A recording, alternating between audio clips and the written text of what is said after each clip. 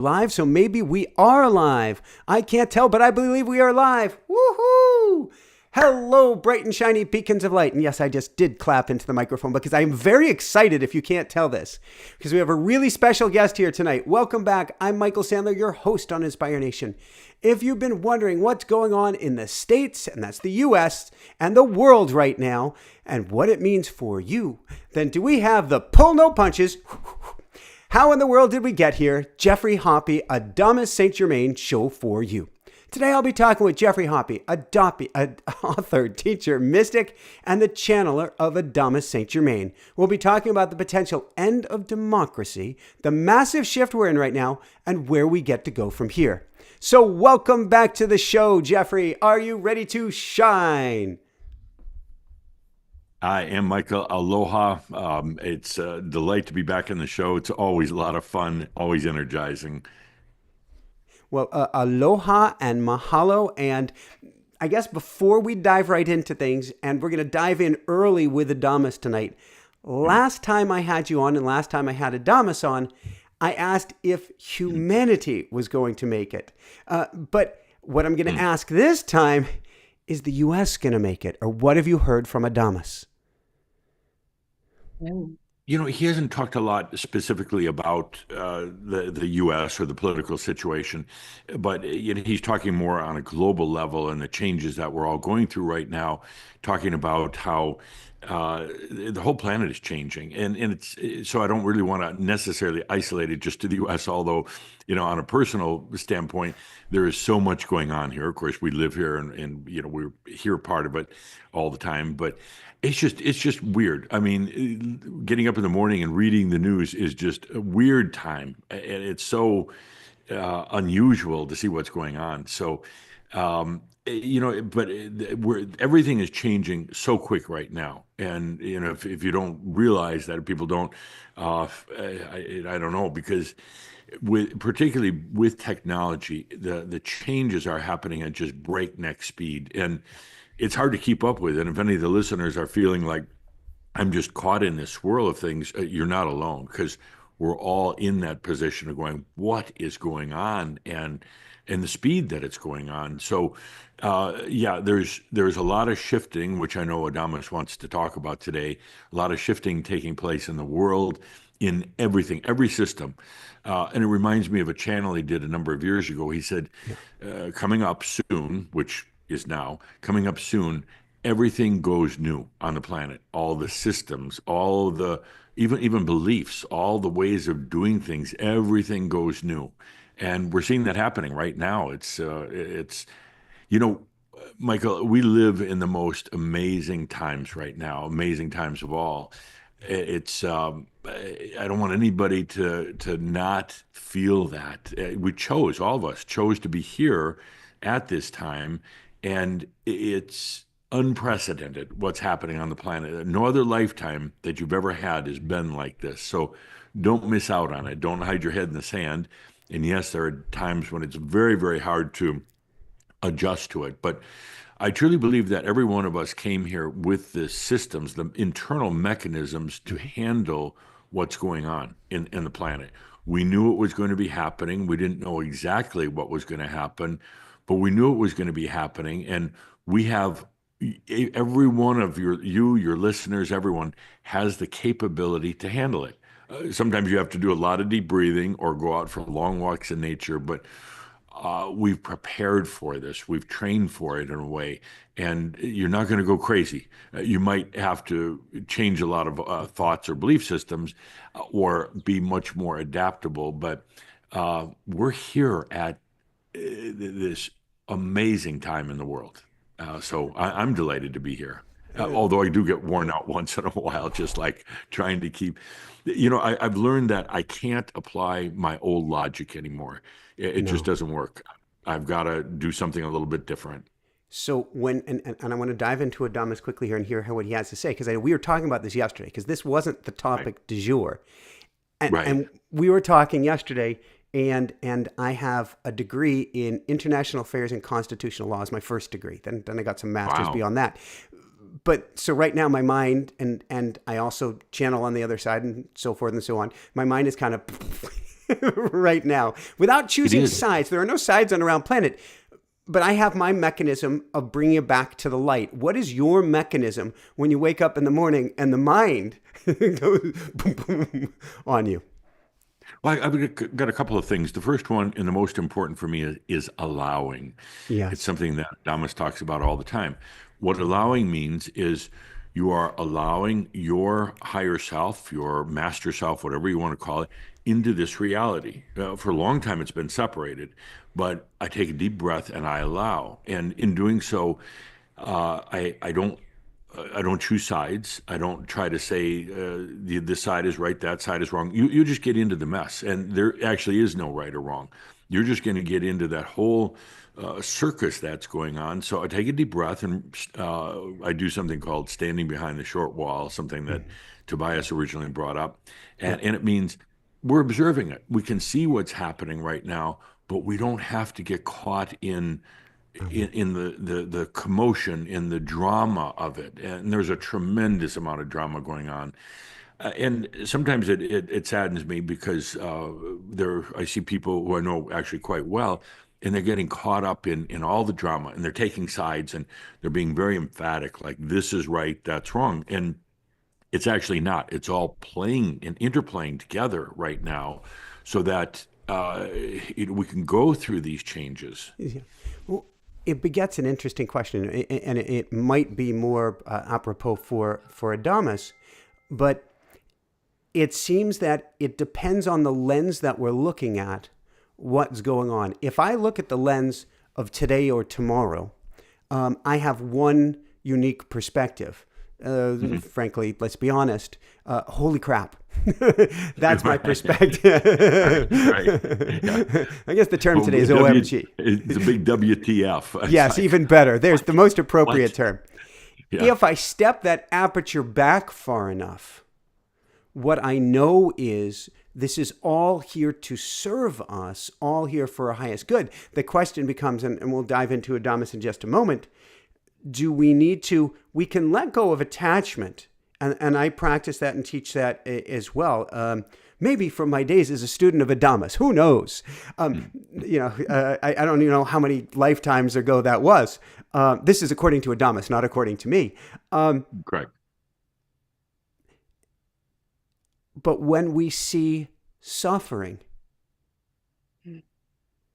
and there's a lot of it starting to take place, and a lot of safety rails coming on that may allow a lot of suffering right now. Not the suffering that you can say, okay, I'm just allowing. The suffering where people aren't getting food, they aren't getting their medicine, they aren't getting what they need. How do we still say this is for our highest good? That's a really, really tough one, and it takes me personally a lot of work to be able to really handle that. And it's a matter ultimately of compassion, realizing that every one of us chooses our reality. Yeah. Every one of us, and I know it sounds. Can you say kind that of, again? That's huge. yeah. Every one of us chooses our reality. And it's difficult to see that the beggar on the street corner. It's difficult to see a child that's suffering. That's the worst. But at a pure metaphysical level, every one of us are soul beings, and we're all choosing our reality. Adamus talks quite a bit about this, and I hope you ask him the same question, by the way. But he's saying that if you've got issues or problems in your life, they're there for a reason because you're still deriving something from it. You're still getting something from it.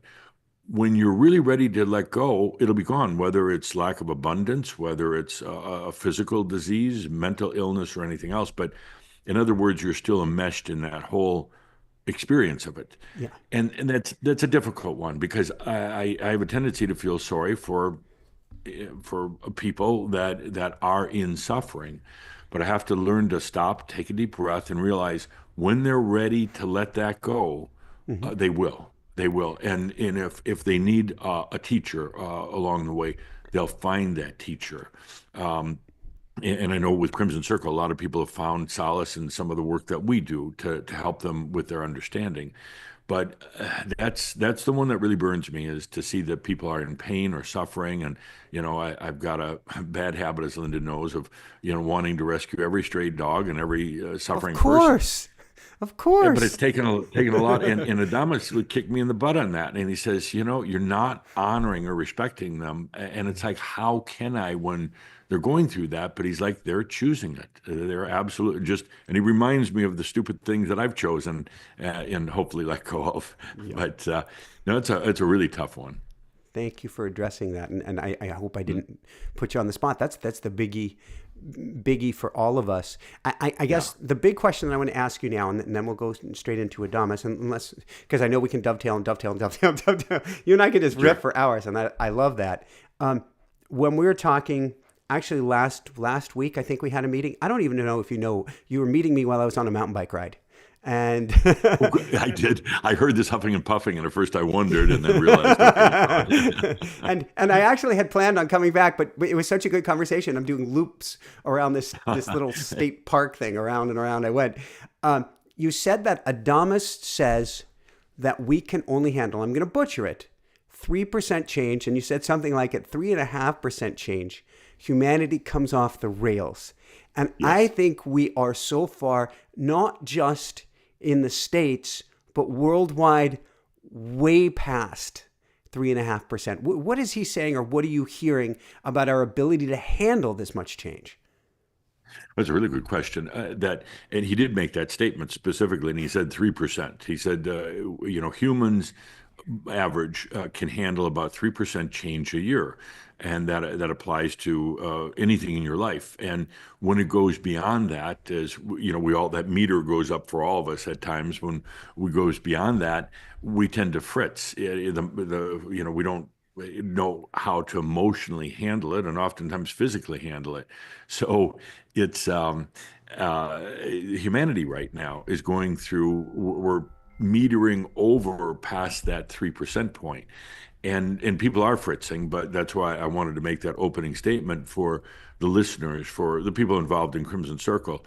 We have literally trained for this, and we're still training at night in our dreams to how can we handle bigger levels of change? Well, something's got to happen, and the very first and most important thing is that we go beyond our mental and logic systems. We Yeah. go into more of our Gnost, or our divine intelligence. We have to learn to connect with that and to bring it in on this level. Then we can handle the changes. If it's all still churning in the mind only knows 3%. Yeah. It's all it can handle. So we learn to take a deep breath and allow. And now we go non-linear, non-mental, and there's a lot of revelations in that. Suddenly we realize, oh my gosh, I do know how to handle things with grace and with ease. I don't have to go through my emotional or my mental processes for it. There's something beyond. And once you hit that, you realize where that is. It's amazing. And actually, everything gets easier. So then I guess the question is, and I appreciate you sharing that, and the last question, you said we can train for it, and you're teaching people to train for it in their sleep. What can you Yes. tell me about this? Sure. At night, we typically are at about 2 dozen different levels of dreams. We remember certain dreams, particularly the annoying ones, or the dreams of forgetting the combination on your high school gym locker or things like Yeah. that. Those are the lower consciousness dream states that we're in, but we're also at many other levels. At some of the medium to higher levels, we're literally uh, gathering together with fellow human masters, with some of the ascended masters, and going through the training how to adapt to all these changes that are going on. And the training is just what I talked about, how to release the linear logical systems that our mind has developed, and how to uh, adjust some of the emotional systems. And emotions aren't bad, but we tend to then get very mental. But how to adjust those systems, how to allow those systems so that we can go through rapid change acceleration in our life and watch the world around us also. Thank you. All right. Well, let's go to Adamus. I want to hear from the horse's mouth. As I build this show, the pull no punches, Adamus Saint Germain, and I know that crystal ball isn't usually his thing, but he did agree to come on for this topic tonight. He did. So I want to hear from him now, if that's okay by you. Sure, and I'll add a note that you and Adamus, or you and Saint Germain, have a history together in past lives. In particular, he's noted you at one of the mystery schools. I don't know how long ago that was, but Yeah. not a lot of lifetimes ago. So he has a lot of fun with you because you two would spar back and forth in the mystery schools, and you're doing it again now on the air. Very good. And thank So you. can we have some breathing with my dear wife Linda, who, by the way, I'm in Hawaii, in Kona, Hawaii. Linda's back in Colorado, freezing, but handling it fairly well, I think. Well, you're And I'd you're you're love, wearing a warm sweater, which makes people. When people saw you in the sweater, somebody said, "Ah, the perfect interview to go grab my hot chocolate." You're in Hawaii and wearing the sweater. yes, yes, I am. But it is February. It's today outside, I think it's about 72. In the house, it's just a little Oh, bit cooler. So yeah, I got up this morning and it was about 58 outside Yeah. because we're at a higher altitude here in Hawaii. So it's not like we're on the beach. We're at a higher altitude. We're in the Kona coffee growing district. So, higher altitude than who? well, then most people here were 1,300 feet. Linda is back in Colorado at 8,300 feet. So, yes, we are high altitude people. And when I Very lived on Maui, I lived in Kula, and so I was up at about 2,250 feet on the Well, side it can get of Haleakala.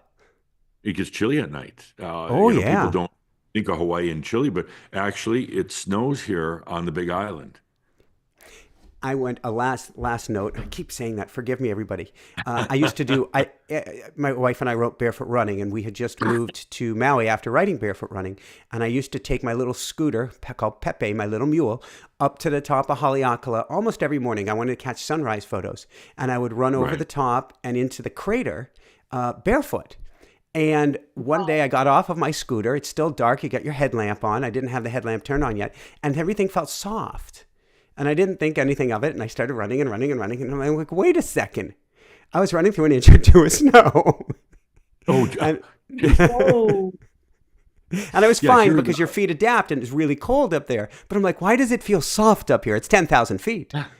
yeah. Well, here, the tallest peak is about 14,000 Yeah. feet, and it snows up there, which is very weird because one moment you can be down on the beach in your swimming suit and 80 degrees, and the next moment drive up the mountain and it's snow. It's very very odd. I love the contrast. Yeah, I would agree. All right. So I'm going to, we haven't explained. Do you want to explain what Linda does here? Sure. Linda does the breathing. When she's breathing, that allows me to really connect deeply with Adamus, and I'm so familiar with her breathing, I don't even hear it, which is a good thing because now I'm connecting with Adamus, and it's a time for everybody because he's not just with me. He's going to be with you, Michael, and he's going to be with every listener, whether they're listening live or later. But he likes coming in and sitting beside everybody. And so we use this little breathing to really get the energies going. I integrate him. I literally allow him into my physical body. So when he does that, it actually I warm up. It feels like it's 5 degrees warmer, and I feel like about 20 pounds heavier when that happens. But so that's the beauty of the breathing with Linda. All right. So let's go to Linda then. Hi, good. Linda. Yeah. Okay. So, with that, as we were talking, now is that time to just take that good, deep breath. Just let the energies flow. Oh, we breathe all the time, but this is a conscious breath. Feel into you with each breath. Feel the energies filling your body. Flow with it. Be with it. Breathe into you, opening to the highest potentials. Oh, Adamus is here. Breathe him in if you dare. Take that good deep breath. Flow with it. Allow it. Breathe in and let those distractions just melt away as you breathe with presence in this now moment. Oh, yes, feel the energies. Adamus is here. Really allow it. Flow with it.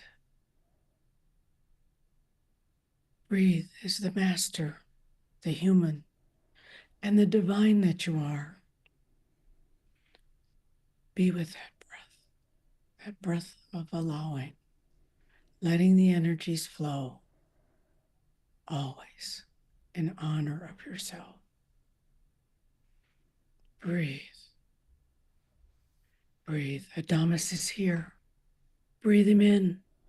He's here for each of us. Flow with it. Allow it. Breathe. I am that I am. Adamus of Sovereign Domain. Welcome, everybody. And dear brother Michael, thank you for having me back on your show. It's always a grand time for both of us, I hope, and for all of your listeners. And just a few footnotes before we get started with your questions.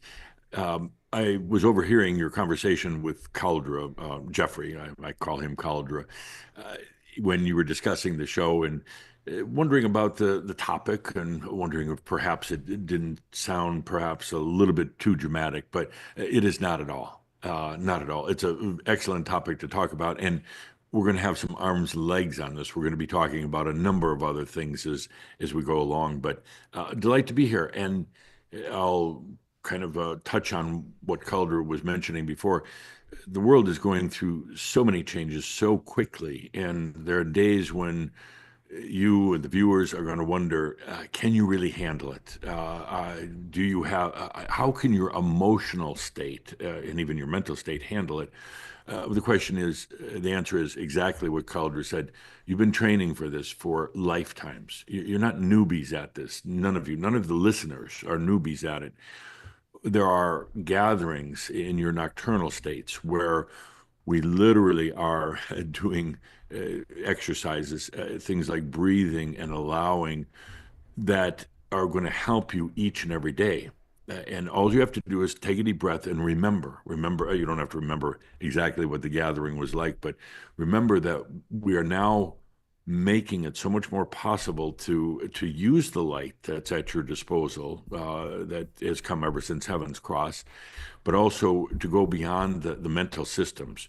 You're going to be releasing anchor points that you have, the things that connect you to your reality. And it can feel odd at times. You can feel disoriented. You can feel like you have vertigo. And sometimes you feel like you just can't collect your thoughts. Well, that's all part of the process because we're going beyond the old way of thinking and the old way of emotions.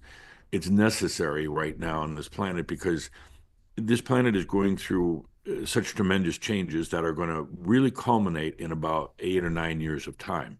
The pace is going to be hectic, and then in about 8 or 9 years, things are going to happen that this planet is going to need true leaders, real masters on the planet that have been preparing, that have been you learning to use the new they're not mental systems at all. They're knowingness systems, and they're the new emotions, as well as a new humor. So these things are in development right now.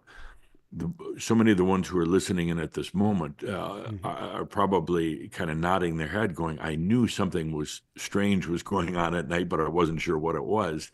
It's because we're preparing for it, and you're going to be the ones that other humans are going to be relying on in the days to come because they won't be relying on their leaders, their current political leaders, their church leaders, their educational leaders, because those leaders that you have now, most of them are still stuck or invested in very old systems and are going to be incapable of leading. And the systems that are designed around them are going to be incapable for going to the next level that this planet is going to go to. This isn't a maybe if, this is an is. This planet is on the fast track, and these changes that we're talking about are going to occur in approximately 2032, 2033 timeframe, give or take a few years. So Okay. thank you for having me on the show. We have a lot to discuss. Let's get into your questions. Thank you, Adamus. And I think we have to start in the beginning. And people like Riki on the side here are going, end of democracy, what? So I have a degree, international affairs and constitutional law, a long time ago, distant galaxy, faraway planet, not in the lifetime or lifetimes that I studied with you.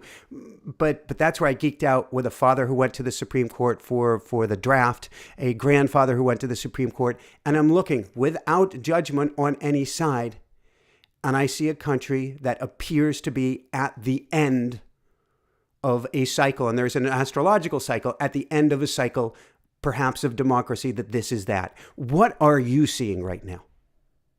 Well, I'm seeing, in addition to the overall great change, if you want to talk political and particularly about the United States, it is the end of a cycle. And there's nothing to panic, nothing to fear. As a matter of fact, we should all be Thank you. rejoicing that it is. You have excellent credentials, Michael, and my credentials are I helped to draft the United States Constitution back in Ooh, 1776. And I had made numerous trips to the United States at that time. I had a lifetime as they count Saint Germain, or Calder pronounces so strange, Saint Germain. And I made wait, numerous wait. trips over here. I was friends with some of the best of them. And yes, part of that whole process had to do with the Freemasons. They were instrumental in helping to develop some of the uh, energetic foundations for the United States Constitution. I had been working for many, many years prior to that in Europe, trying to end the monarchies. And their time had come. They were holding back an energy on a planet, the planet that was needing to expand its consciousness. The monarchies were holding it back. So I visited the royals all throughout Europe, trying to say, your time has come. And I would show them the astrological charts, and I would show them, just help them understand the energies of what was happening. And several times I barely escaped with my head because they weren't all that uh, interested in relinquishing their power and control. Mhm. But they knew it too. They could feel it. And this was, of course, shortly before the French Revolution. That kind of proved my point. But I'd been talking to them for a long time, saying it's time for freedom, time for democracy. And my issue, actually, the hardest problem wasn't necessarily with the royals, but it was with the what you call the peasants or the working class itself. They were the ones that were actually resisting the change energetically. Maybe not in their bar talk or things like that, but there was a huge resistance to taking responsibility for themselves. It was much easier to be beholden to a royal, to be working in a monarch system, than it is to take responsibility for your own freedom. That brings us to now, and actually, that brought me back to studying constitutional law and Jeffersonian form of government and having representation rather than a true voting. For instance, the Electoral College, because of this very same phenomena. We're Yes, actually, I didn't expect to be going this deep in the thickets on this right now, but we are experiencing that right now, where it yes, we are. appears, at least on the surface, that people are wanting to give up their power to almost a monarchy again. What is the dynamic, the driver here? And is it just that we're moving in cycles, or is it moving in cycles to a higher plane? So I ask everybody listening in to feel into this for a moment, and you're absolutely right, Michael, that what's happening right now is there's a wave, a current of consciousness that is almost demanding that people everywhere around the planet take responsibility for their actions and their energy. They're resisting it. They don't like it. It sounds good if you ask an audience, as I once did, do you want freedom? And I thought, freedom, freedom, like as in Calder's telling me, the Braveheart movie. They all say they want their freedom, but when it really comes down to it, they just want a little tiny bit more freedom every day. They want the freedom to know that they can take a different route to work, that they can shop wherever they want to shop for their groceries. But true freedom involves taking responsibility for oneself. Mhm. What you're seeing right now is kind of the swing of the pendulum the other way, with the feeling, the knowingness that there is this whole tide of true freedom and true self-responsibility, but Yeah. many people are resisting it. So they're electing officials that are are going to be so much more power hungry. You're seeing it all around the planet. It's taking a swing to more of the kind of a, they're not dictatorships, but they're not real true democracies. It's when there's a central power group that is trying to take power, trying to, whether it's in the executive branch, the judicial, the legislative, where they're trying to amass the power. And there are people that are going for it because they actually really don't want to face their personal true freedom. What is it? So, the interesting needle that I'm threading, the conundrum that I'm having, Adamus, is in the past I said we don't pay attention to any of this. These are distractions. But now it's hit such a crescendo that it seems to me that there is perhaps an easier path or a more challenging path for humanity. Maybe I'm wrong about that. And the easier path requires us to actually take a harder road now, which means to stand in our own power, to stand up at this time, to speak, not talking about anything dramatic, meaning, well, let's just put it this way. If we stand in our power now, if we pay greater attention, can we make this shift with less suffering than if we sit back or resign?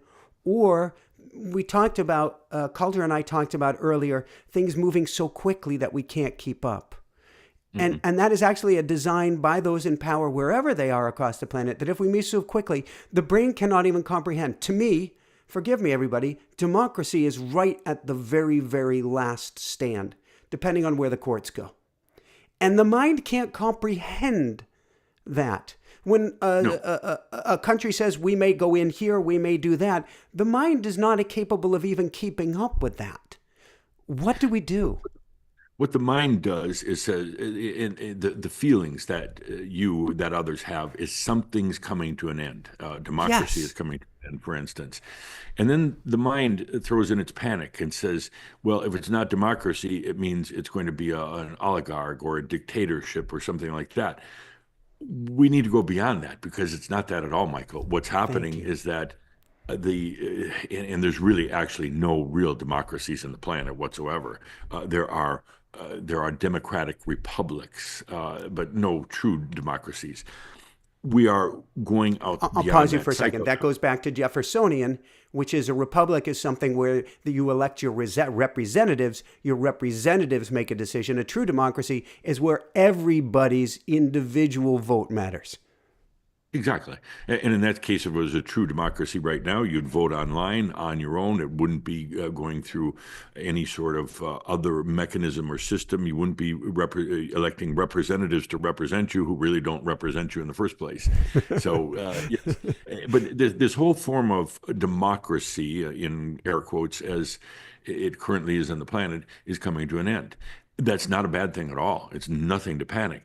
The problem or the issue is that this the light workers around the planet, those who are in higher consciousness, have yet to envision the next system. Thank And the you. next system is being birthed right now. I was delighted when you called Caldera the other day about this subject matter for the discussion because it doesn't sound very spiritual. It sounds like a political discussion. It's not whatsoever. It was very important to have this discussion because I wanted to spark within those of higher consciousness, I wanted to spark the understanding that we are going to a new system that has yet to be envisioned, that has never been done on the planet or anywhere else in creation. It's not going back to dictatorships, although it's going to appear that way at first. It's going to appear that we're going back to a controlling government. It's going to be, on one hand, they're going to talk about personal freedom, but it's just going to be a cliche, and it's actually going to go to more power mongering. So before it's all done and said, you're going to see a shift towards power and control. At the same time, while people are talking about freedom, you're going Yeah. to see a shift towards power and control. And what this is doing is bringing the old power issues up to the surface so then they can be released or I guess I'd say kicked out of this planet. They no longer are appropriate here. The power mongers are all on front stage right now. Well, not all of them, but most of them are on front stage. And they're in their they're getting the spotlight. They're in the limelight. They're just drunk with the attention that they're getting. And I'm not talking about any one political party or one person. It's occurring across the planet. This is being brought to the surface so that it can be then released. And it'd be released when there is enough light and consciousness on the planet. Then it will be time for this new system to come into place.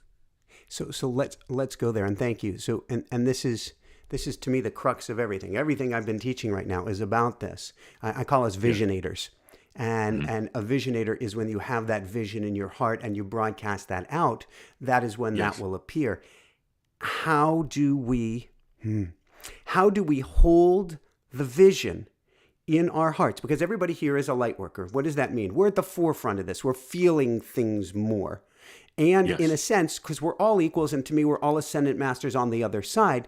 But it is the forerunners or the wayfarers with the way showers with the light that make the greatest initial change. How do we come back or stay in the light when the appearance is of, and I like a mirror, objects are not as they appear to be. The appearance is quite the contrary.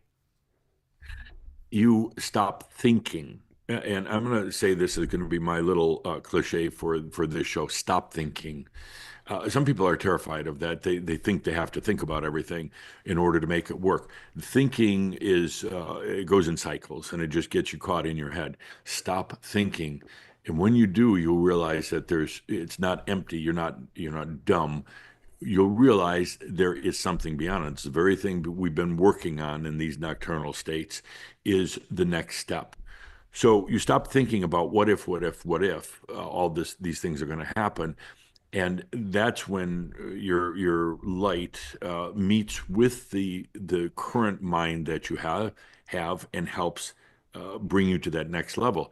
It's the same for emotions. The emotions are changing right now, and that's probably more terrifying than the thoughts. But the emotions are changing because the emotions are tied into the mind, and they're very ancient in a way. The emotions are changing to the point where emotions aren't going to be something that is just good or bad, black or white.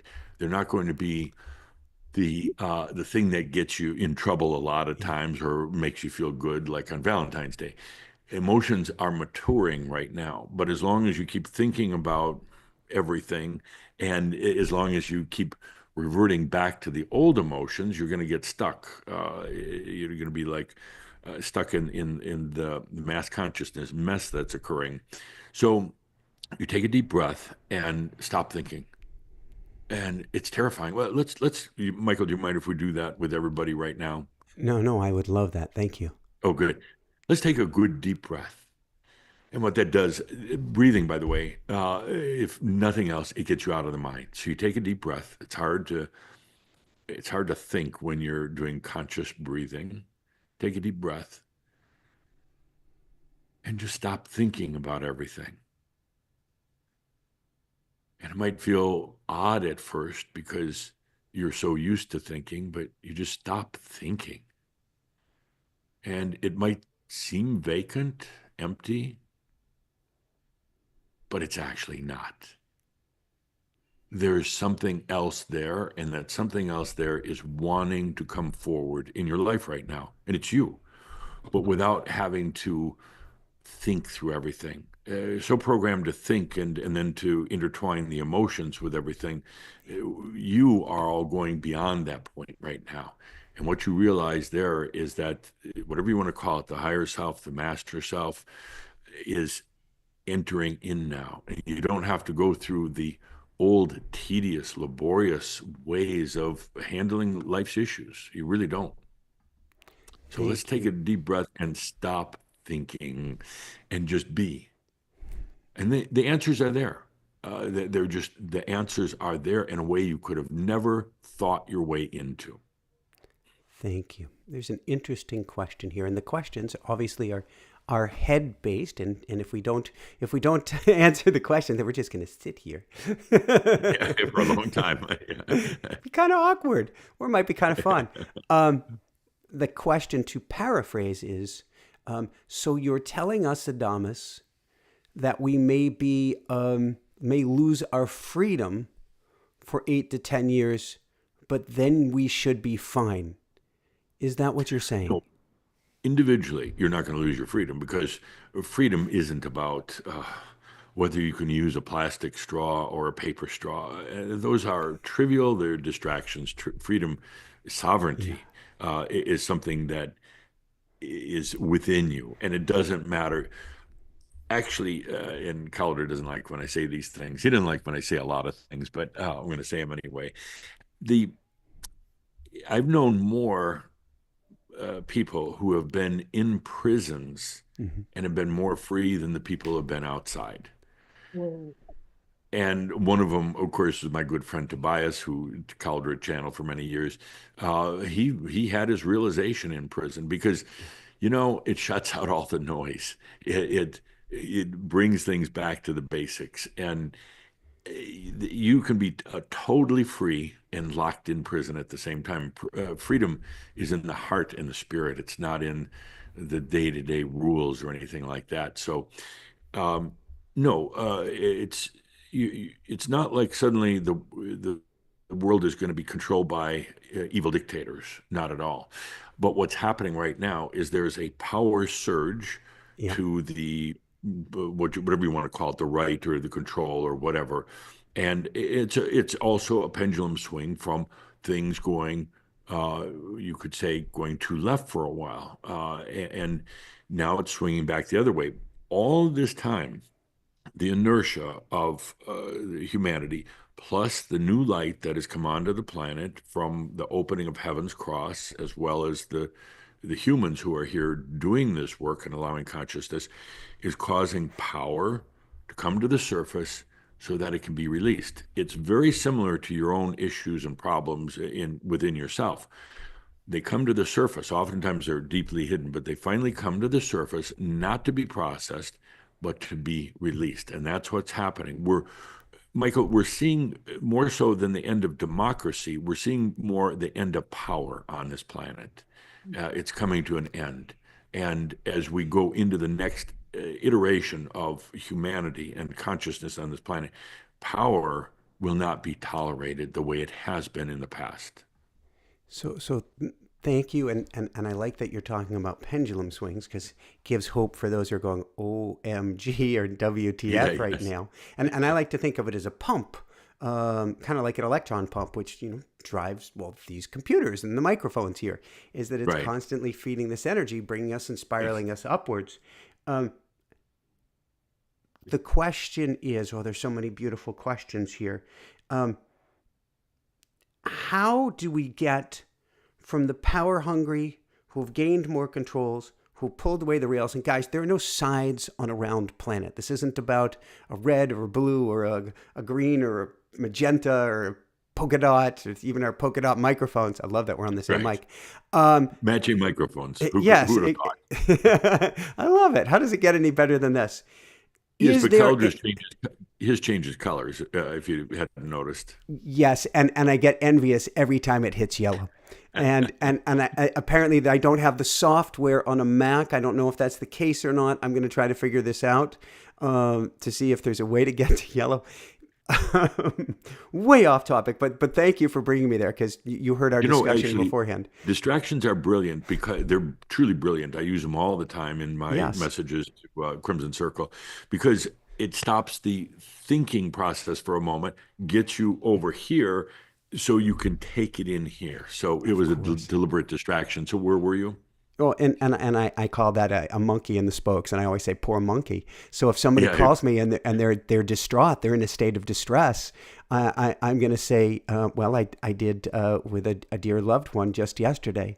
I said, what color are you wearing? And she said predominantly pink. And I said, well, I need you to go out. Your first job is to go out and buy something pink. Well, I already have everything pink. Well, do you have a pink bow? Do you have pink glasses? Do you have pink this? You're going to need to find something pink. And by the end of that, everything had already diffused. exactly. And you see, sometimes, well, not sometimes, all the times, humans get caught in the mental and the emotion, and they link like that. And you can't get out of them. You're twisted in them, and it hurts. Then you get the more you get twisted in it and try to get out, the more twisted you get. So a distraction sometimes is brilliant, especially for you, for the listeners right now, because you could get overwhelmed with what's happening on the planet and also within yourself. But that's when you take a deep breath, you get let a little distraction come in, do something a little bit out of the ordinary, smile even if you don't feel like smiling, uh, make up a joke, go to AI, create music or artwork, or just do something. But what's happening right now is in your internal systems is the mind and the emotions are they're kind of unlinking, and Mhm. they're still not so sure about what's going to happen, but they're unlinking, and that's the perfect time to allow that opening for to go beyond the mind and the old emotional state. And some of you, unfortunately, are gonna you're gonna get what I call it a bump and fill. You're gonna hit your head on a tree or fall off your bike or Oof. stumble on the floor, and you're cursing and cussing and what did I do wrong? And it's like nothing at all. You needed that distraction, that momentary distraction, even if it's a little painful, to allow more of your light or more of your divinity in. And because you're so caught up in the mind and the emotions, more of that light to come in. It's a distraction. Thank you. So let's go 8 to 10 years in the future. Sure. And how do we get, well, I have a lot of people and guests coming on the show, channelers, talking about solar flash, 3 days of darkness, some great cataclysmic event on the surface that's not cataclysmic at all, but is this massive shift of consciousness. What is it going to take? Because if all of the people who want to be in power are really coming to power right now. And this is without Right, judgment. right. If we step back and say, okay, they're having a party. This is a last gasp party. I really don't want to be at It this is. party, but it's a last gasp party. I'll take the bigger picture party. Yeah. What is the change going to be that gets us on the other side of this party?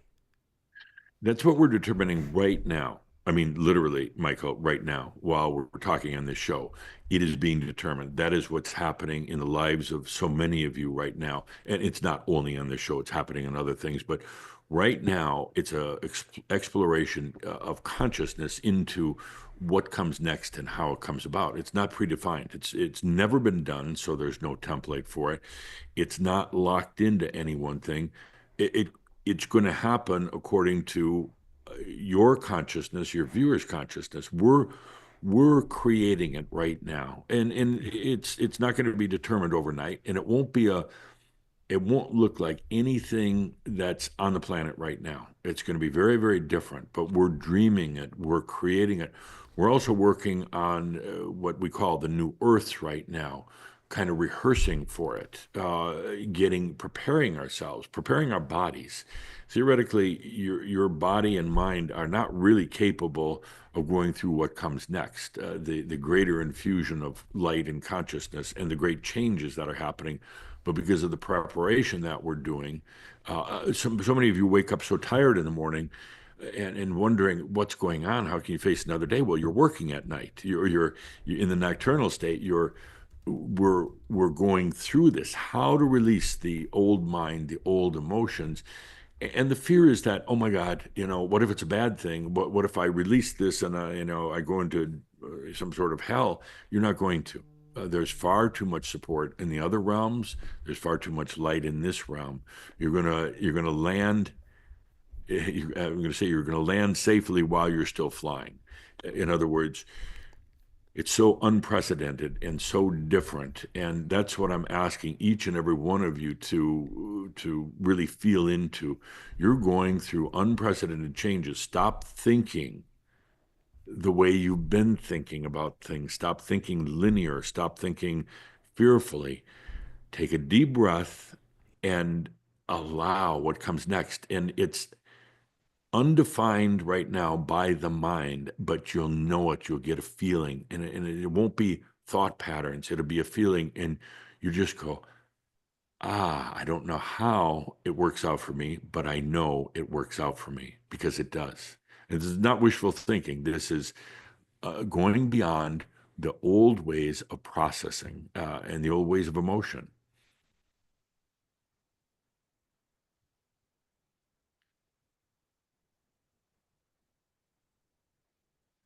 Not hearing.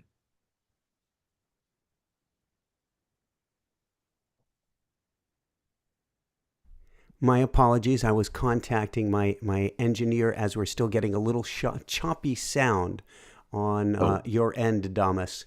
And I'm seeing if there are things open, but we will, I'm sure, prevail and get through this. It's a very high energy talk. So yes, I meant to warn you up front that if there's technical issues, don't be surprised because we're breaking through even those old systems of transferring or transmitting and receiving voice.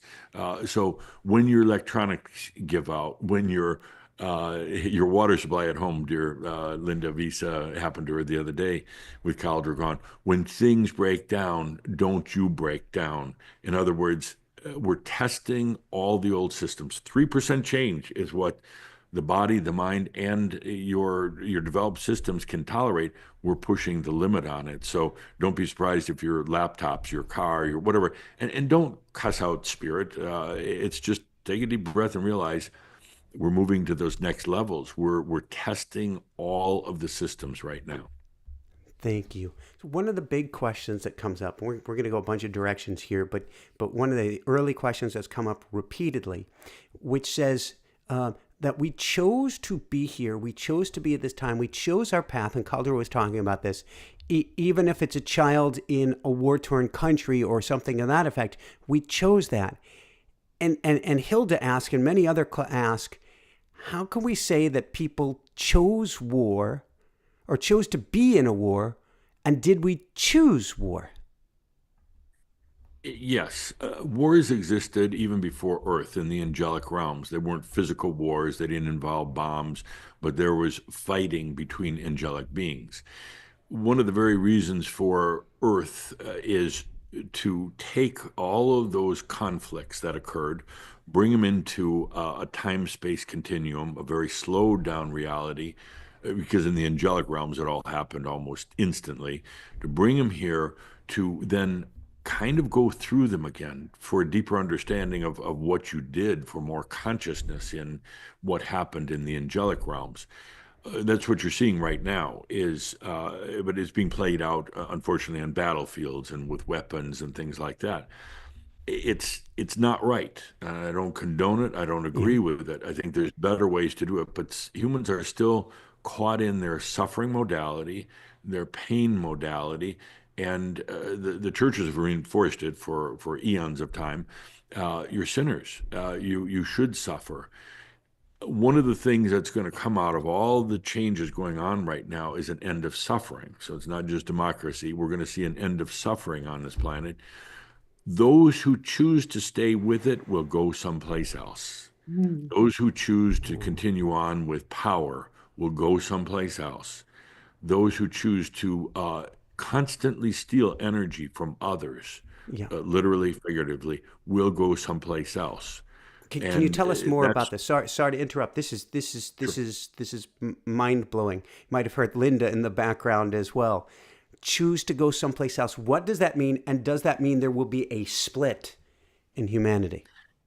Yes, but don't think in terms of the Earth splitting in two. It's a split in consciousness. It's a separation of consciousness, and we talked about it at one of our gatherings last September when I brought in an entity called Jamie from the year 2044.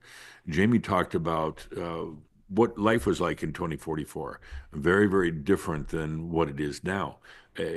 Almost to the point where it sounds like utopia, but It's what life should be like for conscious beings, without the suffering, without the lack of abundance. There's no reason, there's no purpose for lack of abundance for anybody on this planet, but Yep. some still choose to live in it. What you're going to see between now and about 2033, somewhere in that time frame, is a rapid acceleration of everything. And the AI is the fuel.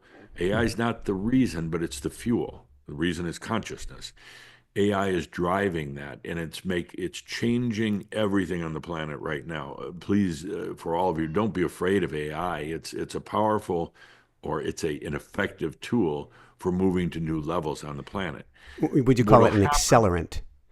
It's an accelerant. Yes, yes. Um, and yes, it can be used for bad reasons, but it won't be ultimately. There's too much light on the planet for it to be misused. There would be those who attempt it, and you have little things that happen along the way, the misuse of AI. But there's far too much light for it to be used ultimately for the destruction, like a Atlantean type of destruction on the planet. Not going to happen. So what's going to happen, and again, it's still being developed right here by all of you. What's going to happen is one day you wake up and you realize it's a different planet.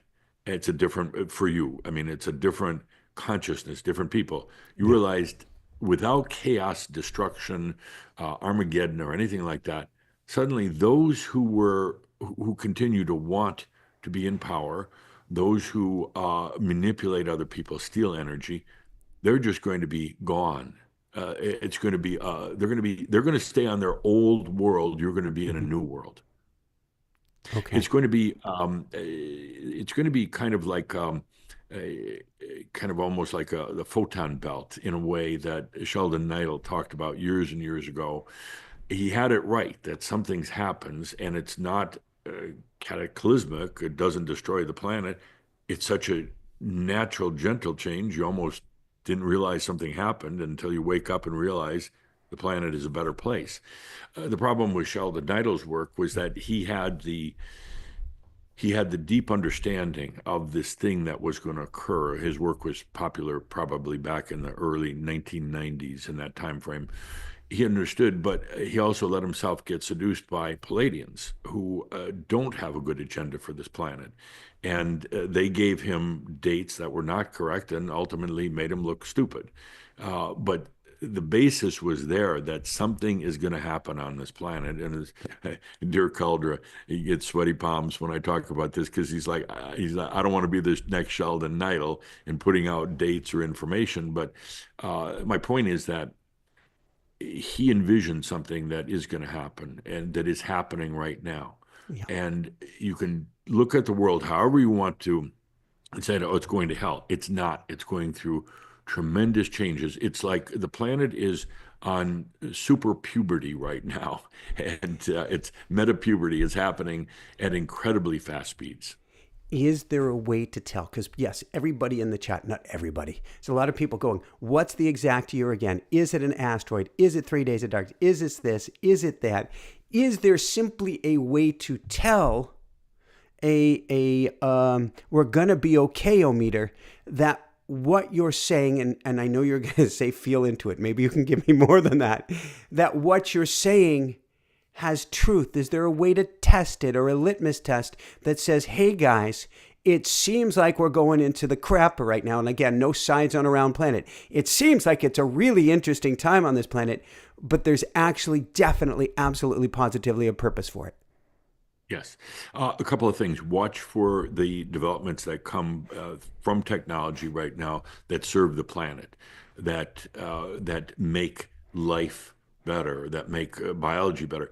There's going to be a lot more of those coming along than the what you call the negatives and the people misusing AI. Watch how quickly things like cancer and things like even mental illness, there's new solutions for them. Watch how even the financial systems change right now. And by the way, for anybody, and I'm having a bit of a time with Calder today. He decided he doesn't like when I predict into the future, but there are those who are worried about the economy. They're talking about the economy is going to crash because of all the crazy stuff happening. It can't right now. There's too much fuel behind it with artificial intelligence and with technology. The money, the massive amounts of money that are going towards investing into these by governments, by individuals, by corporations, there is too much of a current that's happening for the economy to crash. It will change, but it's not set up to crash. Thank you. Is there are a lot of people here that are concerned about their jobs, and I actually was reading a revised statistic, or the statistic behind the statistic, that says 23.9% of Americans, at least at the end of 2024, were either actually unemployed or underemployed, to where no matter how much they worked, they couldn't actually pay their bills. Is there a way that we can do the work as individuals and as light workers who are playing with light, who are playing with energy, who are recognize the divinity within, so that we're not struggling so much financially to make it through these times? Sure. And I'm gonna go back to my point, stop thinking. So many of you are thinking about what am I going to do? How am I going to make money? How am I going to survive? Prices are higher. I don't see, you're thinking. All you have to do is remember and to recognize that you are by nature an abundant being. You are. The more you think about the lack of abundance or jobs or how you're going to pay the bills, the more you're going to get into that rut, that belief system. But the fact is that you take a deep breath and you allow your abundance. It doesn't matter if you have 10 degrees. It doesn't matter if you're born and raised in a rich family. None of that matters. That's where you get mental and you're, well, how am I going to survive and how am I going to make money? And you get into the how thing. You take a deep breath and stop thinking. You allow abundance. All energy is yours to begin with. There's not a universal pool of energy. There's no regulator or limit on the amount of energy. It's all yours anyway. And we could have a whole discussion about this, Michael, but Yeah. allow it to serve you. And I've been saying that for years to Shambhala, to Crimson Circle. The master allows their energy to serve them as masters, not as peasants, not as seekers, not as deprived or being victims or anything like that. A master allows their energy to serve them as masters. Start doing it. Allow it. Thank you. This gets to a really big picture question, because if we're talking about we are shifting, we are coming more into the light, and yet Mhm. many people are feeling darker, heavier. How do we then get back to the light? And Savior Paul asked a question. Love that name. Please talk about the I am presence. How can we use it in a powerful, effective way? Well, let's drop the word power. Power is an illusion. It doesn't really exist, and it has connotations of manipulation and control. So let's drop that. You don't need power. Why do you need power if all the energy is yours to begin with? So the I am presence is is really simple. It's almost too simple. I should try to make it more difficult. It's simply I am present. I'm here. The mind jumps in and creates a lot of other scenarios. Well, am I really here? Am I somewhere else? Am I just making this up? Am I worthy of being here? So the mind gets into all this, and then the emotions come in, and then the body gets stressed and tired, and you get disease and everything else. I am presence is simply I am present. I'm working with Crimson Circle with Shamba right now to help them understand it through artificial intelligence, of all Yeah. things. Artificial intelligence is the new mystery school. In other words, what it can teach us is phenomenal. If you go, and I'll use an example, Caldera recently creating some beautiful things in AI. So, taking lyrics that he had written and had AI tune up a little bit for him because he's not a lyricist, but he took those lyrics to a beautiful song called Born to Love, appropriate to talk about right before Valentine's. And he took those into another AI program for music, something he calls suno.com. And it was a great learning lesson for him, a learning experience, because he entered the lyrics into it and started trying to create the music or have AI create it. And the results were dismal. uh, not very impressive at all. And he kept working at it and working at it. And finally, after about 5 hours, oh, we got a cute one joining us. Oh, what a Sweet. still child. Wow. Oh, yeah. So to continue with the story, unless you would like to introduce us to your special guest. Well, no, she was just wow. There go my glasses. We were both just listening. Oh, do you want to say hi to people with the glasses on? So, And and what's her hopefully name? you won't need glasses this lifetime. This is Hannah, also affectionately Hannah. known as Hannah Hannah Bear. Bear. Yeah, Hi, yeah. This Hannah is Hannah Bear. Bear.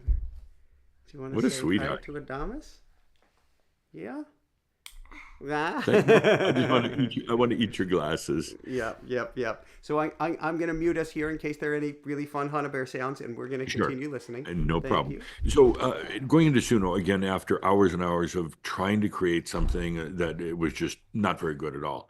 I was watching over his shoulder, chuckling about it, which I do very often with him. Just have to laugh at how he goes through his mental processes. But he was just about ready to give up when I came along and said, Caldera, you're thinking way too much. You're trying to project mind thoughts into that AI program. You're trying, like people do when they go gambling, they're trying to envision the right numbers coming up or whatever. It doesn't work. You're trying to envision and push your mental agenda and your emotions into this. And the more you do, the more crap you get out. And I said, just be in presence. Just be here. You don't have to do all this mind, psychic, projecting, power, anything else. Be present. I am present in stillness without having to do anything other than just to open your light and let it shine. No agenda, no predetermined end results, because it's only going to limit it, but open it up. Well, sure enough, after he did that, literally 2 tries later, the perfect song came up, and it's available now at Crimson Circle. Maybe at the end of your show, you can mention it. But it was a great example to him how you can infuse consciousness into AI. It can help you understand the difference between mind thought and presence. It's a beautiful example. So, in answer to the listener's question, the I am presence is very, very simple. I am present. I don't need to justify it. I don't need to think about it. I don't need to. I am present. It's Out on this. And earlier today, I was reading about quantum computing is closer than we think. It's only a couple years away. And I think it's these new level of computers. And I like that it's yes, interesting that it's quantum because to me, quantum is about our thoughts, is about where we place our awareness. And so if you've got quantum computers and we're placing our awareness on, for instance, we throw AI in there to come up with a cure for a cancer or all cancers or whatever it is, this yeah, can, because it's now driven by our energy, and I would say by our yes, positive thoughts. Maybe we couldn't even address positive versus not as positive. I'm not going to call it negative, no such thing. right, But that will be the driver of change. yes. Yeah, and at its core, it's not about positive or negative thoughts. It really has very little effect on reality. It might have an effect on your emotional state, but people have worked for so long, think positive, and really all it's doing is giving more credence to negative. Say, I have to think positive. I have to think, good things. Think whatever you want to think because that's really not what is creating reality.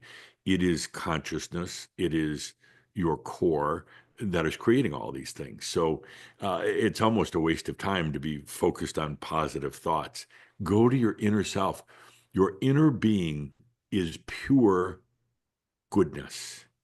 Even if you think you've had many bad lifetimes, you've done bad things, you go to your core, you go beyond the mind thought, and you are pure goodness. That's where, and it's not a positive affirmation or anything like that. It's a diving into your true self, into your life, into your light. So forget about all the positive thinking and trying to save the world by thinking positive thoughts about it. It simply doesn't, it's not effective. Thank you. So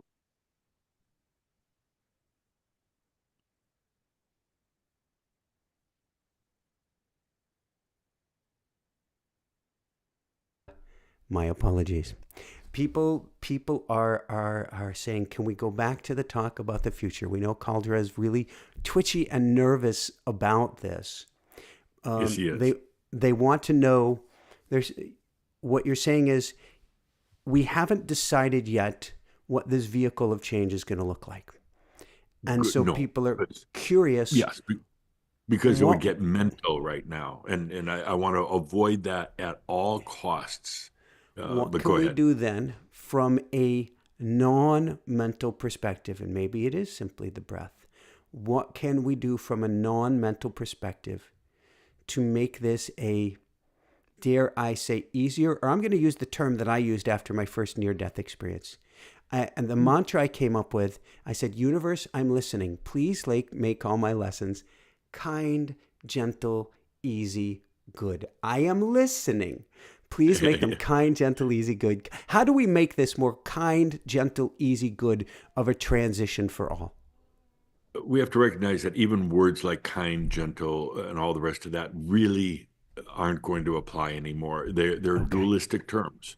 Yeah. Uh, the best thing that you can do right now, all of you, is to realize this is being worked on in the other dimensions, in the other states that you also exist in. You're not just here, you exist in the other realms.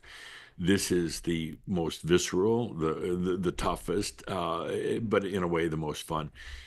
What we're doing in these other realms right now is imagining without thinking. You'll eventually, Caldera asked when, okay, within the next year or two, you'll Whoa, eventually be able to, whoa. Really? you as individuals will learn, you're learning how to imagine without thinking. Thinking puts limitations on it. Thinking also puts a lot of duality on it. Right now, we're going through a lot of experiential things in these other realms that are helping you to imagine without attaching anything to it. Now, that seems almost counterintuitive. Like, how can you imagine without applying any factors to it? But it can be done, and it's actually the natural way of imagining. Imagining is truly open and free. You don't say, I have to imagine myself having a lot of money, having health. Ultimately, you don't want to do that because that's still confining you into this into a more limited consciousness. So imagining is true freedom. It's allowing yourself to not have to put any prompts Yeah. in. And that's one of the lessons that Caldera learned in working with AI. The more frustrated he got with the output of this beautiful, what turned out to be a beautiful song, Born to Love, the more prompts he put in, the worse the music got. And I finally said, Caldera, you've got 30, 40 prompts that you put into AI. You get 2 words. That's it. 2 words. Put that in. I think I did that. Did you do that with the balloons? I think I think I did. I How did think the balloons come up? Just by it's going like one of the this? I don't know. Um, so you get 2 words, and of course, Caldera was resisting the whole time, as he always does, saying, "How can that's not defined enough?" Then he learned that that you don't need all the prompts. You put your consciousness into it, and that's all that's needed. And consciousness is not thought. And AI was responding now to his consciousness rather than his thinking, or Mhm. he was actually able to open up to that. What you're learning right now is how to truly imagine, and without prompting, without saying it has to be this color, this size, this level of abundance, this level of even happiness. Right now, is the human self who is going through dramatic changes. You don't really know or understand happiness. You use the words. You don't know joy. You don't know true freedom. You use the words, but you don't really know them. What we're doing now in these other realms is imagining, and you're going to be bringing that in as your next step. As soon as you're ready, you're going to be bringing that into this level, and you'll understand what it means when I say you're not going to stop thinking. You're not going to need to. How do we thank you? How do we, it's very simple. We're going almost full circle here tonight. Yes. Not judge when we see something that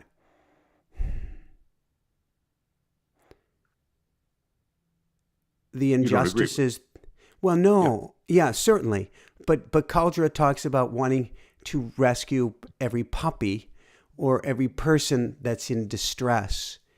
And Yes. it appears that there are going to be or are a lot more people in distress at this time.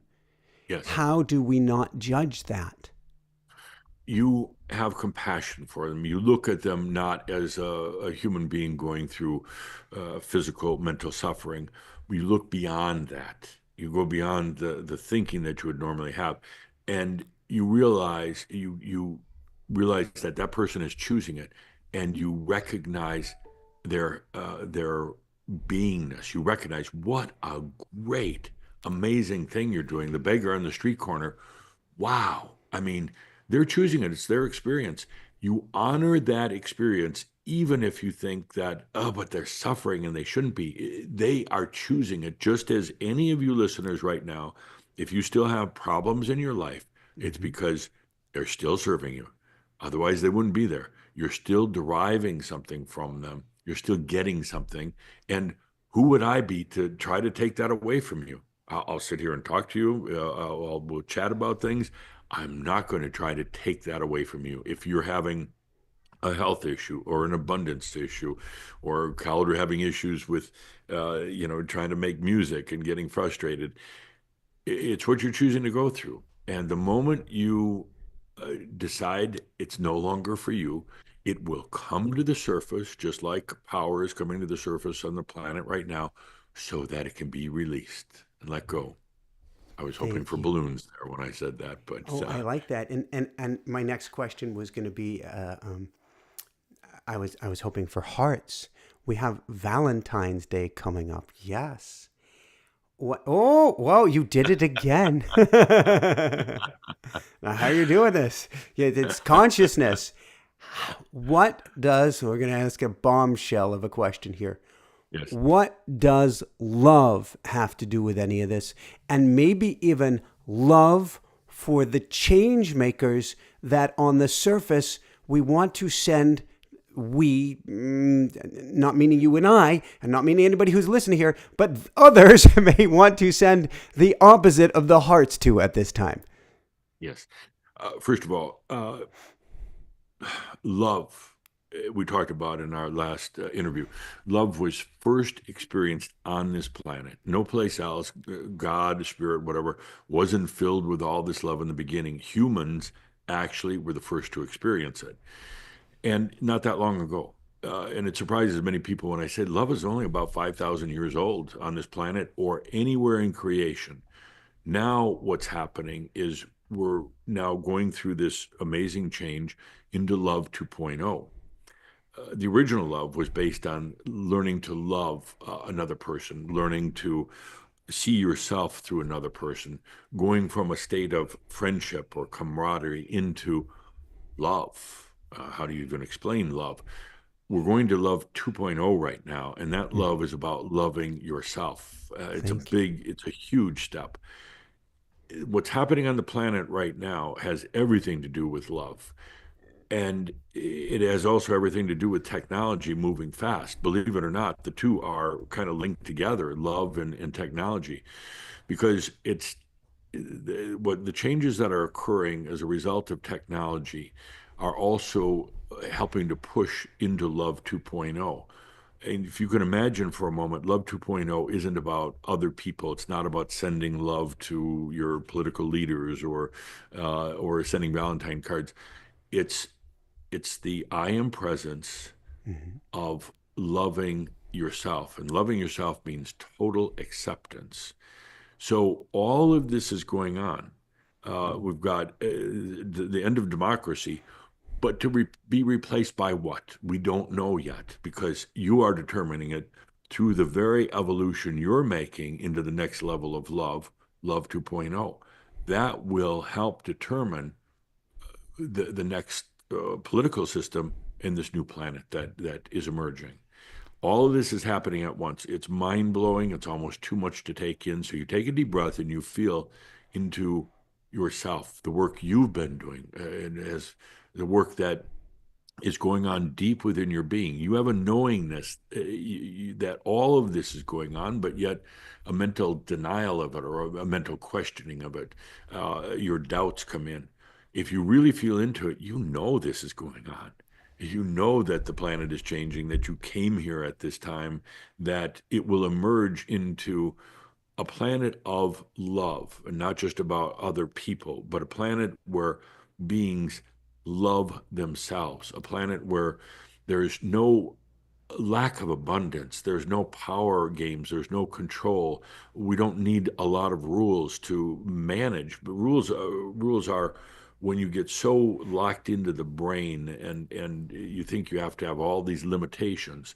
We're going to blow clear of that soon, but there's going to be a lot of changes that take place in between. The planet will not be destroyed. People will suffer because they still want to suffer. People will still go through their issues and their problems because they're still choosing it. Please, please honor and respect them as individuals. I'm not talking about on a global scale. But when you see somebody that's going through their issues, when you honor them, you begin to understand why they've chosen that. And you begin to understand if they ever come to you and ask, how do I get over these things? You'll be able to actually give them real answers, not just some cliche answers. Somebody just posted a comment here that I think is tongue in cheek. Actually, when I went to grad school, I forgot I wrote going into one of my master's degree, I wrote an essay on this very topic, which is interesting. Ice Sphere, I wrote an epic. I think it's tongue in cheek, but it's actually, let's address this. Somebody wrote, I am just pond scum. If somebody truly feels that, and pond scum actually is, I wrote a whole essay on it. It says it's a very powerful, positive thing if you think about it. But if somebody feels that way and they're in your life, or if you really do feel that way, what do we do if we individually don't know how to love ourselves? I know when I first addressed that issue, I broke a bathroom mirror, I smashed things, I broke things. The egoic self wasn't ready to accept that program. How do we help ourselves with that? And then how and can we help others with that? Yeah. And there are several different takes on this. I am pond scum. First of all, I've talked about the fact is life here on the planet, is it evolution or is it creationism? It's actually both. So biology arose from pond scum. So Yeah. along the way, there was intervention or creation that came in and brought a different type of life force to the pond scum. But yes, you all derive from pond scum if you really, really go back in your whole evolution. At the same time, while you're rising from pond scum from the past, you're also what I call your Merlin self is coming from the enlightened future and coming back in time, and they're converging right now. So the ultimate thing is there's really no just linear evolution. It's both. It's all happening, and there's creationism, and there's yourself from the future, and they're all converging right now. I am pond scum. Okay, go in and feel it. Now I ask you to feel the beauty of the pond scum. And there really is. As you said, Michael, pond scum is not a bad thing. It is a rudimentary form of life form. Now, if you're saying that from emotional state, I am pond scum, uh, then feel into the beauty of it. Feel into the magnificence. It's one of the I exist. I exist as pond scum. You take a deep breath with that. I exist, which is the miracle of miracles. I exist. I can even claim I exist. I can even exist as pond scum if I choose. And then the next step is I exist not only as pond scum, but as an angelic being enlightened. After many lifetimes on this planet Earth, I emerged as a grand angelic being. I exist as an enlightened being, and I exist as pond scum. and you feel into that. And the beauty of the I exist. There's nothing wrong with pond scum. Woohoo. Now, and I understand the way it was said was more of a self-deprivation, and I'm not worthy. Okay, play that game. Play the game. I am not worthy. It's a fun game for a while, or a very short while. Play that game. See where it takes you. And when you're done playing the game, when you've made other people feel sorry for you, Mhm. you're just pond scum, and everybody's tried to help you, and you're still pond scum. You emerge from it, get over it, and move on. It's you're playing a game. I'm gonna call it what it is. I don't feel sorry for you. There was a point where I felt like pond scum, but did I ever tell you the story of how I was trapped in a crystal prison for 100,000 years? No, now would be that Uh, time. No, Calder doesn't want me to tell it. I tell it all the time. No, literally, it's a beautiful story. You can read about it on Crimson Circle. But I was Well, you, you, trapped in you a can't crystal you prison. can't bring that up without at least the Cliff Notes version. So Okay, many people, new people listening here this evening, and I haven't heard it. we're going to go back to the temples of Tien in the end days of Atlantis.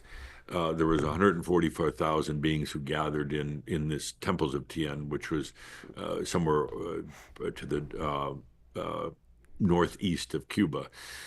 And we gathered there from all other parts of Atlantis, trying to cope with the changes that were going on. We built great temples, beautiful pyramidal shaped temples.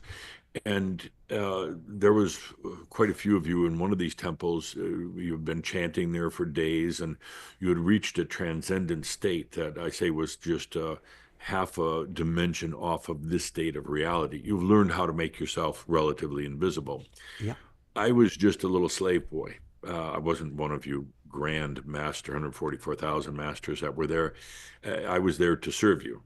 And I made the mistake. I was clumsy one day, and I walked into the temple in the midst of this amazing interdimensional shift that was taking place.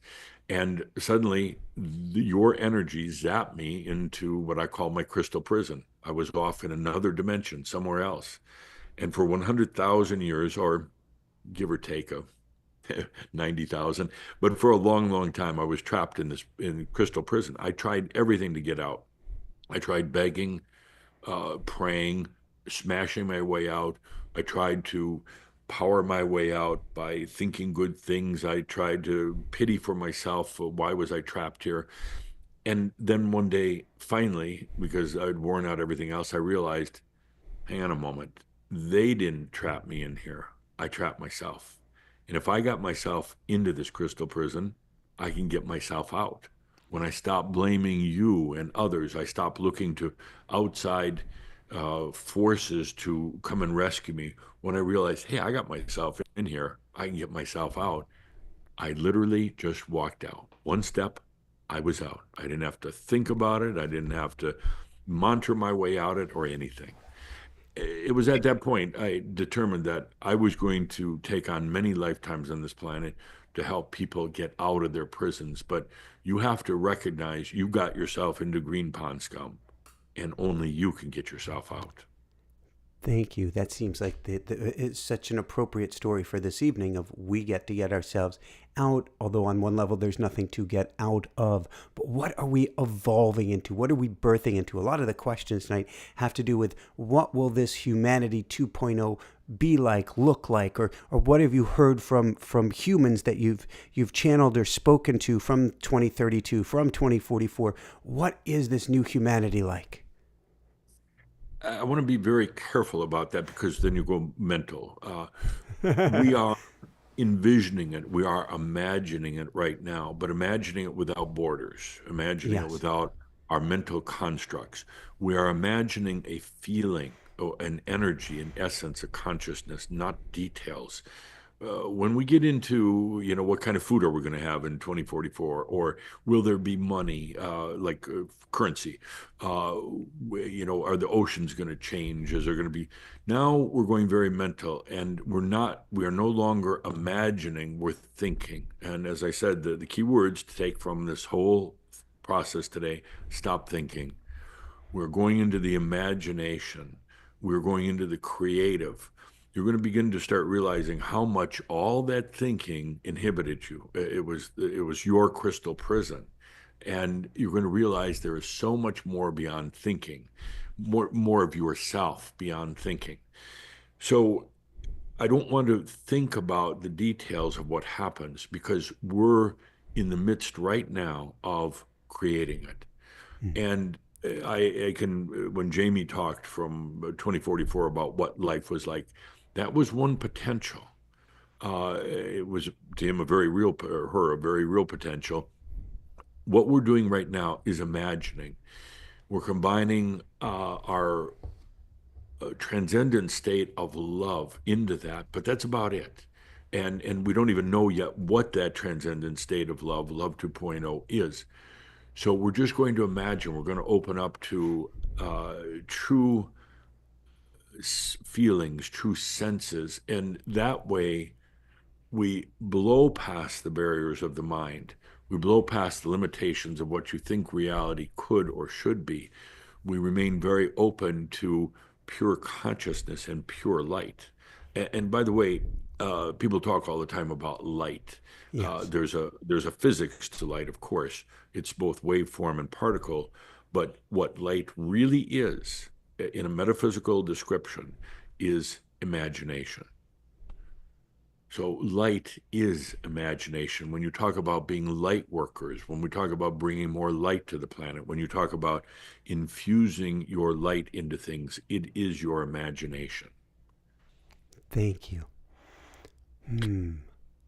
Imagining into the future. Actually, before we imagine into the future, several people have asked questions and said, okay, humans have chosen to be here. Humans have chosen to go through this experience. What do Yes. we do when we see all of the animals suffering at this time? Animals are not soul beings to begin with. And secondly, every animal on this planet, every insect on this planet is an extension of your own consciousness. It is part of you. Your pets are really you. They have a different biology, of course, but they have a shared consciousness. They have your consciousness. So as humans evolve, so will the animals of the planet. You're going to see species going out of existence right now because they come from the old consciousness that you were in.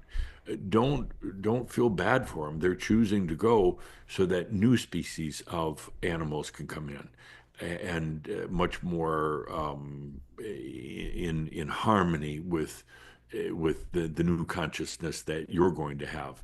These animals right now you can be frightened of humans. It represents humans being frightened of themselves. Or animals can be ferocious. They can fight. They can destroy things. That's representative of the human consciousness in those modes. As consciousness raises, new species will come to the planet. And please don't start to define it, say, oh, is it going to be a tiger or a bear or a new kind of fish or whatever? That's where we're getting into trouble right now, is trying to define it in old terms. The new is so new, you really can't right now. You'll develop that capability in the next few years, but right now, you simply can't. So just be in open imagination. Thank you. As we Mhm. begin to wind things down here, can we, and I'm very interested to see what directions, I want to just give you the mic in a minute. One of the beautiful questions is, can we ask for divine intervention with allowing self-love and opening ourselves to the truth? Can we ask our spiritual support team to help us with this? And I would broaden that to say, can calling on our spiritual support team at this time help us through this interesting time? Yes, the most present of what you call a spiritual support team is not angelic beings from another realm, certainly not ETs, none of those. That's where humans get into trouble, is reaching outside of themselves. Your most present support that you have right now is what I would call the master self. The master self is the culmination of all of your lifetimes, which are also going through their realization right now. But it's the culmination of all that brought to wisdom because of the fact that is the culmination of all the lifetimes. It has great understanding and empathy for the human self. that is available to you right now, not as some outside angelic being, some grand Mhm. golden angel, not as spirit guides, please, not as ETs, not as some ascended angelic beings or anything like that. It's yourself. Call on yourself. Even if you don't believe in yourself, call on yourself. It's there, it's available. It's not gonna solve your problems, but it will give you the wisdom and the understanding and the no thinking modality to help you resolve it yourself. It's not a counselor. It's simply opening yourself to a wisdom that is inherent, but you haven't been using. With that wisdom, you drink in that wisdom, you'll suddenly realize the answers for yourself, and you realize the difficulties and the struggles you put yourself through. But more than anything, you're going to realize the barriers that you thought were insurmountable are really not at all, not one bit. The very crystal prisons that you put yourself in are not they're not even real. They're not permanent. With that wisdom from the master that you bring into yourself, that's what sets you free. Thank you. So, just a couple last questions here, and the second one day, take it as long as you would like. But Yes. there is rumor, not so much rumor, that you may be retiring or stepping down. What does that mean? What does that look like? What does that mean for Cauldron and Crimson Circle and for all of us? Some Shambra only wish that. It's a, it's a, I guess it's a rumor. What I intend to do, and I don't want to get into too many details right now, but I'm going to be taking it a little easier. I'm going to be backing away. More than anything, I'm going to be insisting that Shambra and others step up into your mastery. You don't need, and Cauldron doesn't need to hide behind me. I want embodied masters on this planet, and I'm not leaving, but I'm going to be taking on a new role, which I'll be talking about more in the months ahead. But um, I'm going to be asking each and every one of you to do things like you're doing, Michael. You stepped up Yeah. to do this show. You exposed yourself. You put yourself and your family at risk to do it, but yet you did it. There's a lot of Shambra, a lot of others who are holding back. You're hiding. You're playing a game. You're pretending, and you're not writing the books that you really want to write, or writing the music, or teaching the classes, or whatever. It's time for you to step forward. Long before 2033, humans need to see other humans who are true masters on the planet. And some of you think, well, no, that's egotistical. Michael, what you do, your name is on it, of course, but it's not egotistical because you're in service. You're in service to others. So it's not about ego. They could tell if it was, and they wouldn't be hanging around. So it's time to come forward and stop hiding. So I'm not going to totally back away, but I'm going to be asking all of you to take responsibility. Thank you. Um, I'm going to sneak in one extra question that you don't have to answer at all. As you talk about writing books and teachings and this sort of things, Yes. personal question. Any Hmm. thoughts as someone who apparently, how many lifetimes ago was it that I was your student, and any guiding words that you have for me or my family today? Yes, two lifetimes ago, you were a student in the mystery schools, and the guidance for you is what you've been doing up to now has been incredible. I'm proud of you as a former student. You're no longer a student, but as a former student, that you stepped up and you went through some personal hell and questioning to get there. You put yourself through far too many bump and fill, what you would call near-death experiences, far too many. You've been a little extreme, if you don't mind me saying so, in this Fair enough. lifetime. You don't have to do that as you go to the next level. The next level, you're already feeling it is here. There's kind of a unrest within you. Something has got to be different or got to change. That's imminent. It's going to happen. But please, it doesn't have to be extreme in terms of what it does to your body or your mind. I'm going to ask you that it be very graceful. Go for grace. It's going to be so important. Your work is matured now to the point where you go to that next level. Thank you. And then what would you like to share? I don't even know last words is the right term. What words would you like to share with people that we haven't covered yet this evening as we wind this down?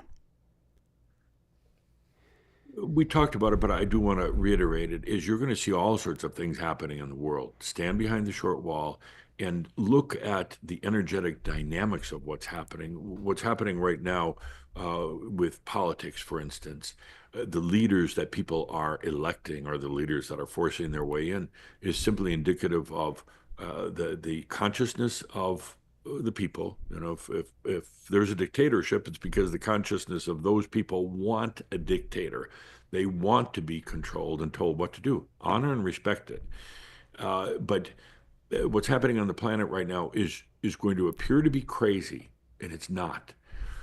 There is kind of a energetic design to all of this, and it's only to a limited human mind that it appears crazy. But what's happening right now is actually quite beautiful. It's happening on many different levels, whether it's the emotional, the mental, whether it's artificial intelligence, whether it's any of these other things.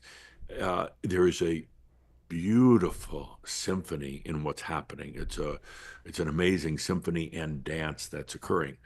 The only thing I'm going to say, and again, make it a kind of an underlined point here, don't try to go back. It will hurt. Don't try to go back don't try to be a Luddite. Don't try to go back to the Lemurian times or even the Atlantean times or back into the times of Yeshua. It's a cop out with what's going on right now. First of all, you really can't go back. You can just dream of going back and wish that you were. We're at a beautiful epic time on the planet. To try to run back to the old days simply isn't going to work because you're running back because it's a lot of pressure. It's going to hurt every part of you. So let's not go back.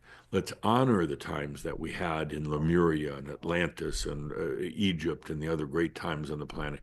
But let's imagine what comes. Let's imagine what dreams may come. Thank you. Thank you. Thank you. Thank you. My pleasure. And also, just to make sure we address the whole topic at the end of democracy, yes, duh.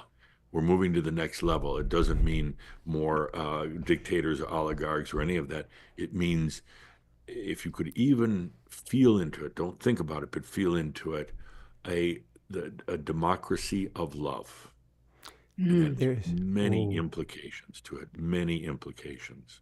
There's a musical song from, I think it's the 80s. I don't know if it's the mid 80s. REM. It's the end of the world as we know it. And That's right. I feel fine. Yeah, exactly. And it's so appropriate right now.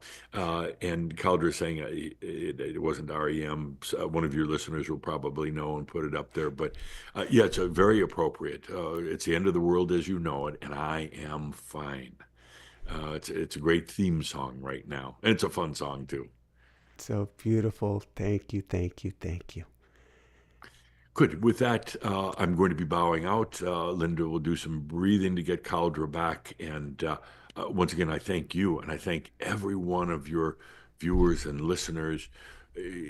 You're the ones that are doing this right now. We are imagining together. Please understand that what you're doing on the planet right now does have beauty and merit to it. Some of you think, well, I'm not doing anything. I'm just wasting away the days. Not at all. You're bringing light and you're bringing a new level of love into the planet. It doesn't matter that you're not running a big corporation or taking on a huge social cause. You're not doing those things right now intentionally so that you can be here to ground this next level of light, and love on the planet and go through the transformation in your own body, mind, and spirit. That's the important thing. And that's the real work that's being done. With that, I am Adamus of Sovereign Domain. Thank you. Thank you. And with that, please just take that good deep breath, feeling into the beauty, that love of self. So important now more than ever. Take that good deep breath. Feel it, the master that you are. Breathe and allow that love of self to be there for you, each of us. Take that good deep breath and shine your light. Shine your light. That consciousness that fills the world. Just breathe it. Breathe it. Be that good deep breath. Feel the energies. It's all there. It's all your energy. It's there to serve you. Breathe and love yourself.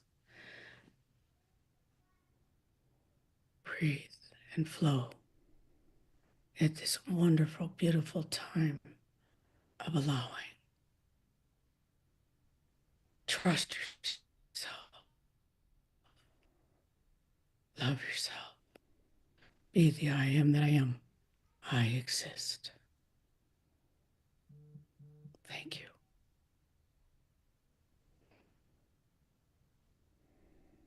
Yeah, kind of. That was a long one. Wow. We will we'll give you some rest here in just a few short minutes, and Sure. thank you so much, and thank you, Linda, so much. Um, Before I ask if you have last words or if there's anything that you want to riff off of, um, my mind and this all this don't think. I'm not in a thinking place right now. Was there a program or there was something coming up? There was something you wanted me to mention or to share, and my mind has gone into a non-think place, Jeff. Sorry about that. By the way, I have to say, Adamus had a blast as he does when he talks to you. He really enjoys it. And at one point, I was resisting some of the things he was saying, and it just making me a little bit nervous. And so he tasked me. He said, "I need you to go focus on keeping the technologies balanced, the electronics and everything, because otherwise we're going to have some real problems here on this show. So you need to just spend your time uh, holding the place to keep everything balanced so we don't go off air or lose volume or anything else." And it was right about that time he was saying that when you were having the sound issues Yep. or the and it was funny because I'm like, okay, he's gonna like really reinforce that, but he really just wanted to get me out of the way. Uh, Um, but yes, I wanted to mention that uh, we just launched a new Saint Germain channel. It oh, came out just before the show. We intentionally launched it just before the show. And Adamus is a facet of Saint Germain.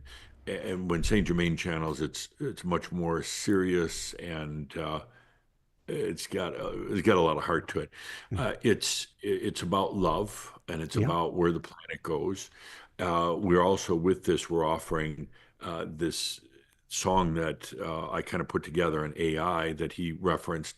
It's actually three songs under the title of "Born to Love."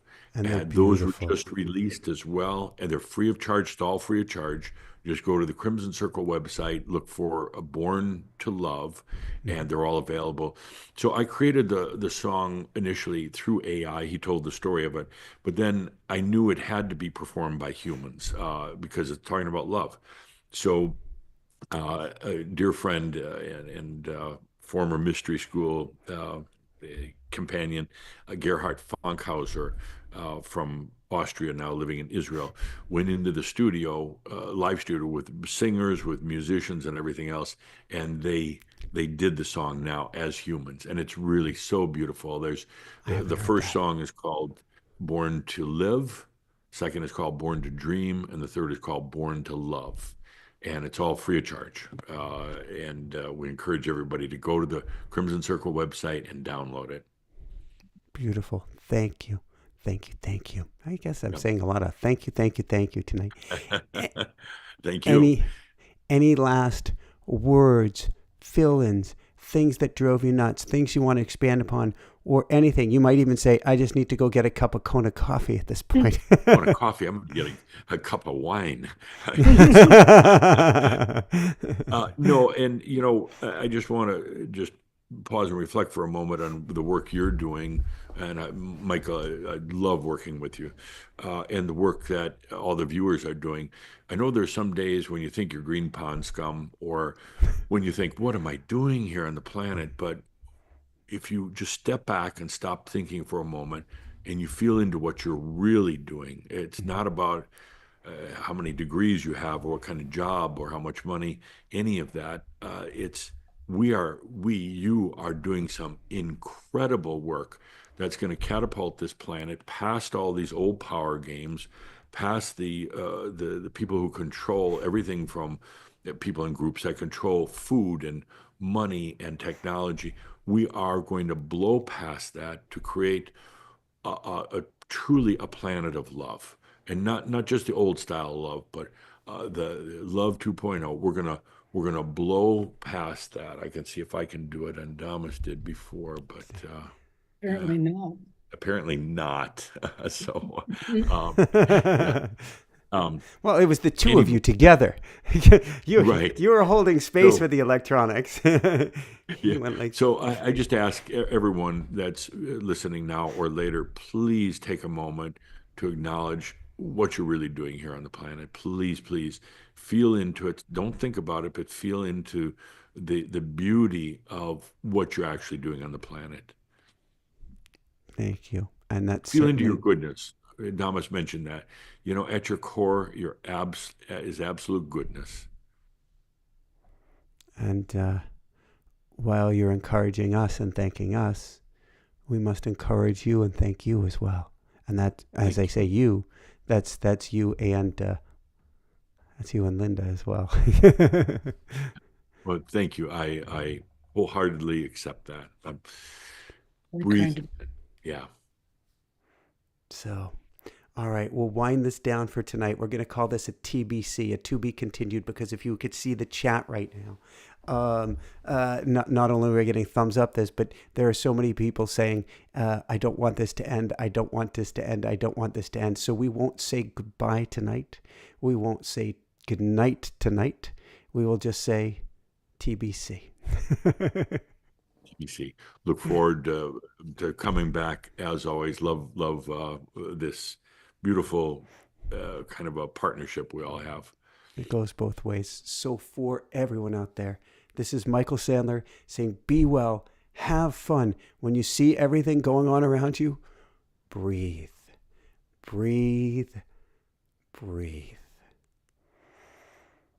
And above and beyond all else, shine bright. Woohoo! How does it get any better than this? Thank you.